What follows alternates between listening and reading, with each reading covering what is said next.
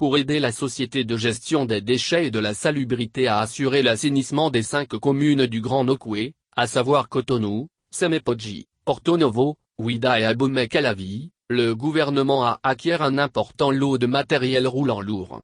C'est le ministre du Cadre de vie et du Développement durable qui a procédé à la remise officielle de cet équipement aux bénéficiaires hier jeudi 25 mars 2021, à Cotonou, en présence des préfets Jean-Claude Kodjia et Joachim Apiti.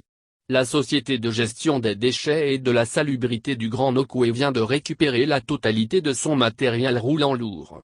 C'est-à-dire 30 camions baumes, 50 camions en pyrrole, 12 remorques, 159 caissons de 15 mètres cubes, 53 caissons de 30 mètres cubes.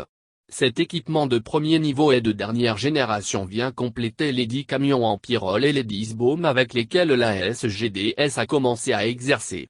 Au total, près de 8 milliards de francs CFA ont été débloqués par le gouvernement du nouveau départ. Pour le ministre du Cadre de vie et du Développement durable, c'est la preuve que le président Patrice Talon est déterminé à vaincre le problème de l'insalubrité dans les villes de Cotonou, Semépodji, Porto Novo, Ouida et Abomey-Calavi. Depuis plusieurs mois que la société de gestion des déchets et de la salubrité a commencé à exercer, a-t-il fait observer, la propreté de nos rues est perceptible. La couverture totale du Grand Nokoué en ce qui concerne l'enlèvement des déchets est perceptible.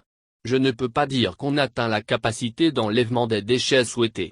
Mais, nous ambitionnons de nous améliorer tous les jours, et c'est ce qui explique cette remise de matériel roulant.